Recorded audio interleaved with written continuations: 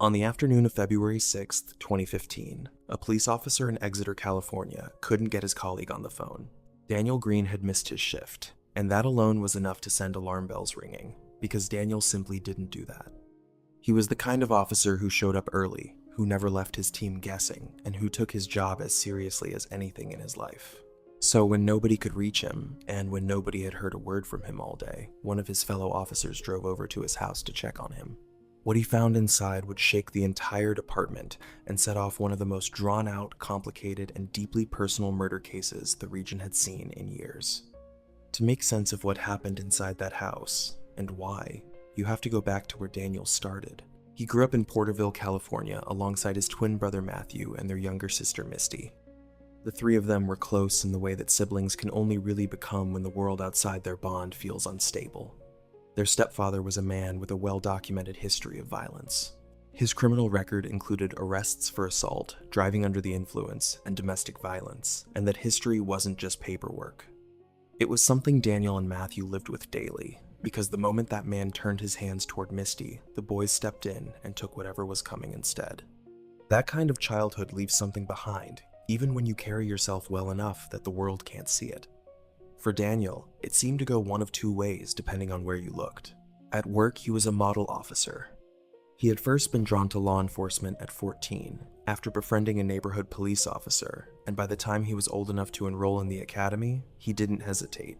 His colleagues knew him as dependable, grounded, and genuinely invested in the community he served. That reputation mattered to him deeply. But outside of work, in his personal life, Daniel seemed to be drawn to relationships that never stayed calm for long. Not because he was the one causing the chaos, but because something in the patterns he had grown up with seemed familiar to him in a way he couldn't always recognize in the moment. It wasn't dramatic all the time. It wasn't constant screaming, but there was always turbulence, always a revolving door of highs and lows, and rarely the kind of steady, quiet love that most people are quietly hoping for. That pattern continued until 2009, when he met Erica Sandoval. Erica had grown up in Southern California in a close-knit middle-class family. She was the only daughter among brothers, and by all accounts, she was adored. Her parents spared nothing for her 15th birthday, throwing her an elaborate quinceañera, which is the traditional Latin American celebration marking a girl's passage into womanhood. She was treated like the heart of the family, and from a young age she had wanted everything that came with that kind of life: the right partner, marriage, and eventually a family of her own. When she met Daniel, she was 23 and he was 26, and by every early account, the connection between them was fast and intense.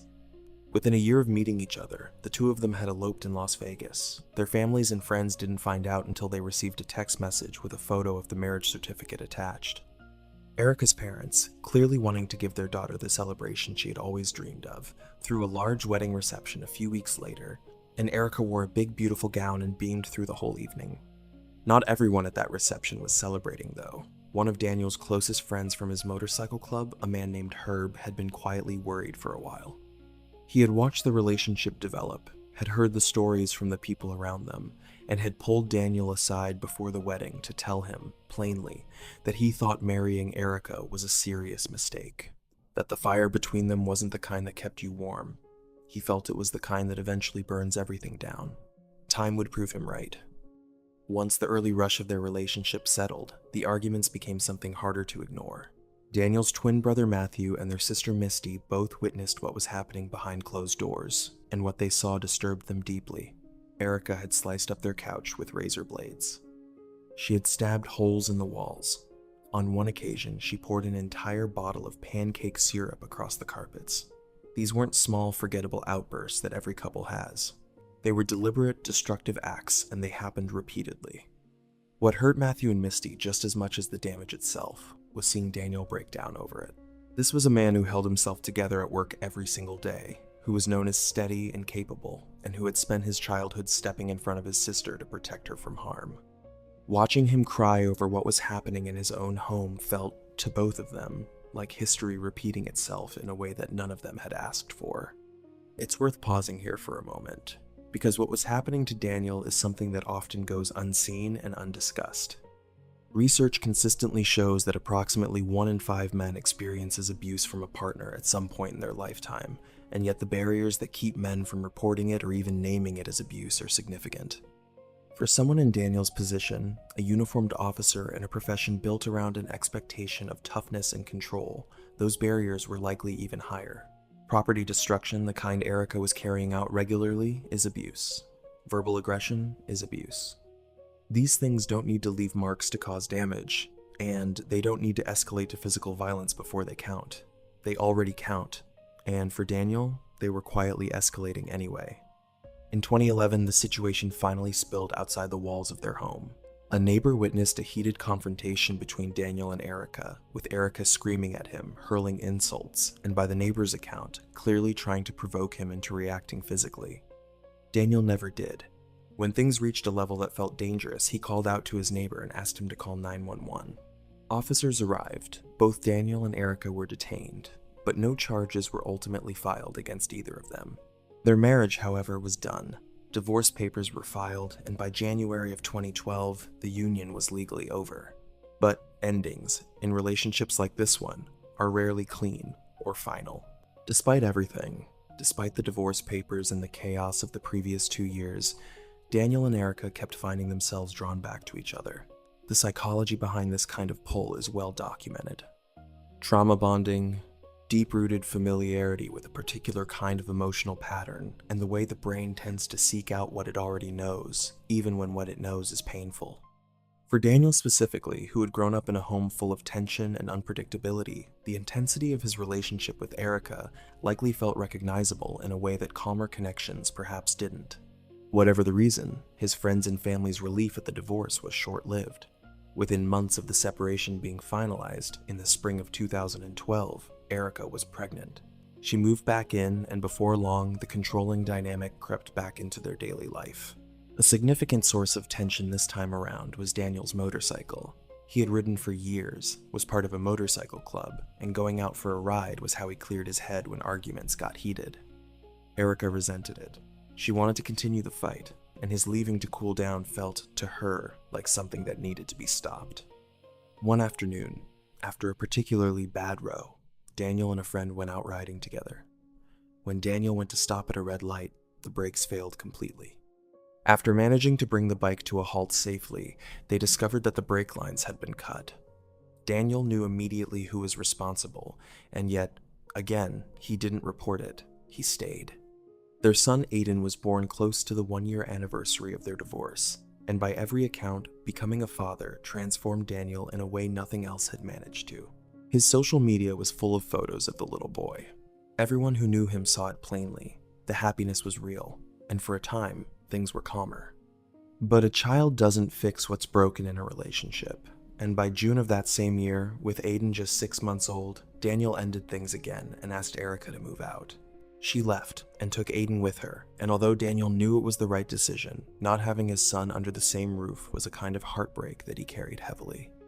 What should have been a period of peace became instead a bitter custody dispute, and throughout it all, the two of them somehow kept drifting back toward each other in small ways, and also spending the occasional night together even as they argued over their son's schedule.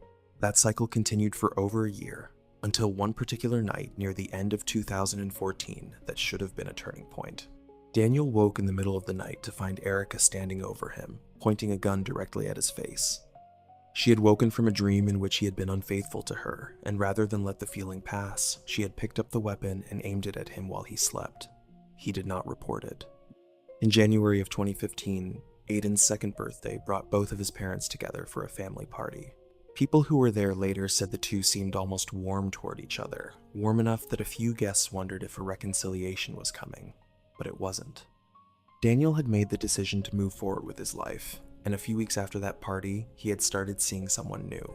He posted a photo of himself with her on Instagram. For Erica, that photo was the moment everything shifted. In the days that followed, phone records would later show that Erica called Daniel more than 167 times, not a handful of calls between co-parents sorting out arrangements. 167 calls in a narrow window of days. Among her belongings, investigators would eventually find a piece of paper with Daniel's new girlfriend's personal information written on it. On the morning of February 6, 2015, Daniel dropped 2-year-old Aiden off at his ex-mother-in-law's home, went to the gym for a couple of hours, and arrived back at his house just before noon. There was no sign of anything unusual from the outside. The day looked ordinary. But Erica had arrived before him. She had removed the screen from a kitchen window and climbed inside while the house was empty, and by the time Daniel walked through his front door, she was already hidden in a closet, waiting. He had no idea she was there. He went to the bathroom, completely unaware and completely vulnerable, and that is where she shot him, 4 times. Once in the hand, once in the chest, once in the neck, and once in the forehead. After the shots, Daniel stumbled from where he had been sitting and fell into the bathtub, where he was found hours later. He never made it to his shift that afternoon. When his colleague arrived at the house at 4:44 in the afternoon and found him, the nature of the scene made one thing immediately clear. This was not a burglary, and it was not random.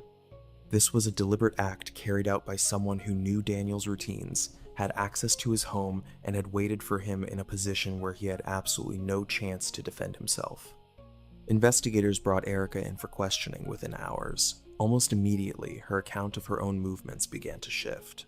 She said she hadn't been to Daniel's home in weeks, that they had only been in contact about Aiden.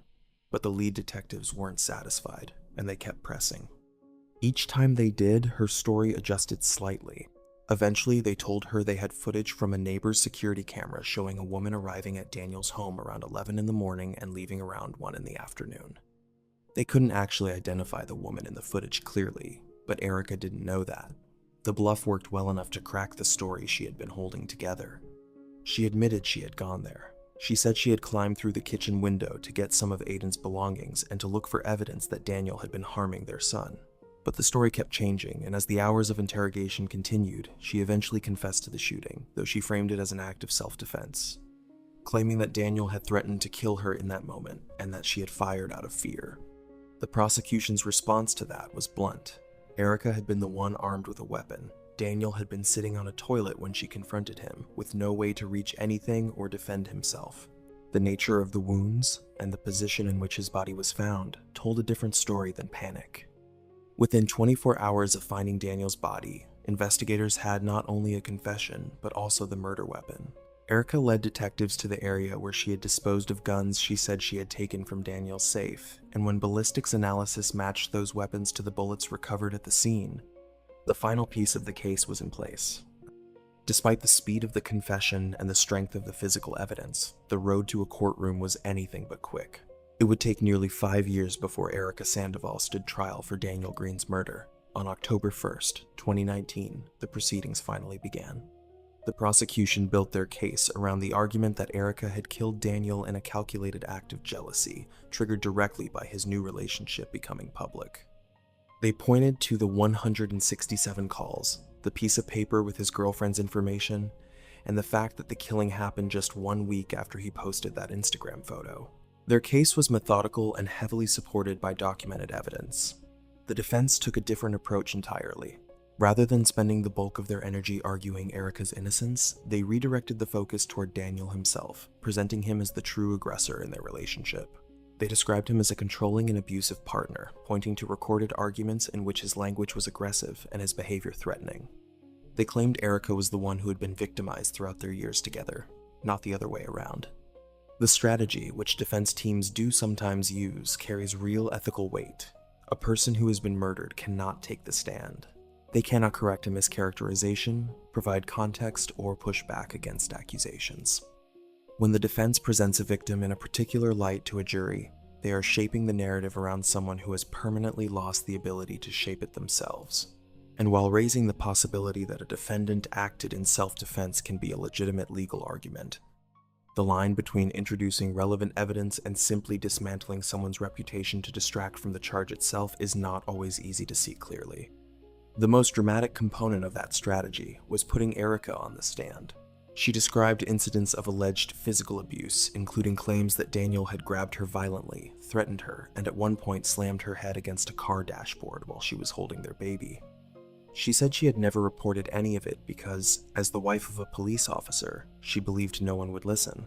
And then, on the stand, she introduced something she had never mentioned in 5 years of legal proceedings, that while hiding in Daniel's home on the morning of the murder, she had opened his safe, found the guns, and underneath them discovered 2 photographs she believed depicted child pornography. She claimed this was the moment she resolved to confront him. The prosecution was taken completely off guard, and with good reason.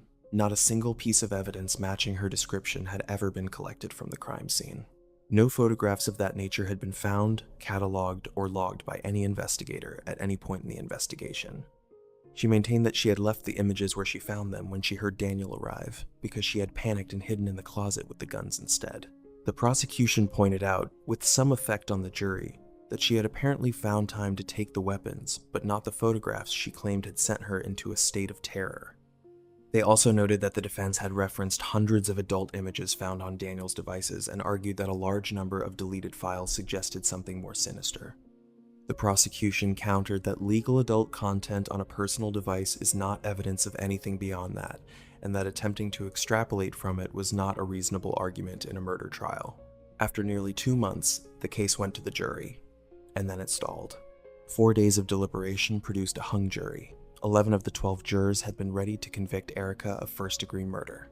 1 refused, and according to 3 jurors who later spoke publicly about the experience, that holdout never offered a reason, simply dug in, and would not move regardless of how the discussions went. The deliberations apparently became heated enough that jurors were raising their voices at one another by the end. Those same jurors noted something else in their interviews afterward, something that aligned precisely with the risk that the defense's strategy had always carried. A significant portion of the trial, they felt, had been spent not defending Erica Sandoval, but attacking Daniel Green. And rather than generating doubt about the prosecution's case, that approach had produced a different reaction entirely in at least some of those jurors. It had felt to them like an attempt to make a murdered man seem deserving of what happened to him, and that had not sat well. But a hung jury is not an acquittal, and the prosecution was not prepared to walk away. They announced they would retry the case. Erica's first trial ended in November of 2019, and the retrial did not begin until February of 2025, exactly 10 years after Daniel Green was killed in his own home. The second trial moved more efficiently than the first. After 2 days of deliberation, the jury returned a unanimous guilty verdict on the charge of first-degree murder. The jury was also asked to determine whether Erica had laid in wait for Daniel, which would have made her eligible for the death penalty under California law. They found that the evidence did not support that specific conclusion, and so the death penalty was taken off the table.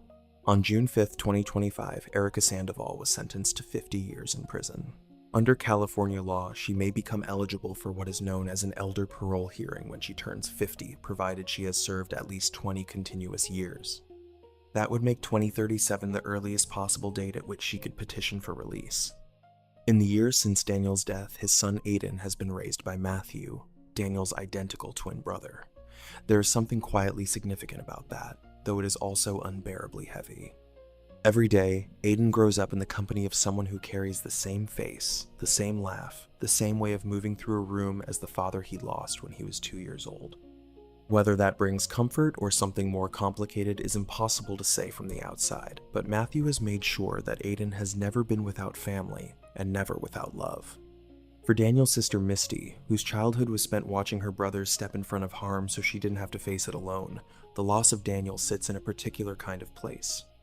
The person who protected her was taken by the same pattern of chaos he had spent his whole life navigating, and the system that was supposed to protect him took a decade to deliver even partial justice. It is worth remembering, in cases like this one, that the story doesn't always travel in one direction. Not every abuser is the loudest person in the room, and not every victim fits the shape we expect. Daniel Green never made a formal complaint. He never put his name on a police report.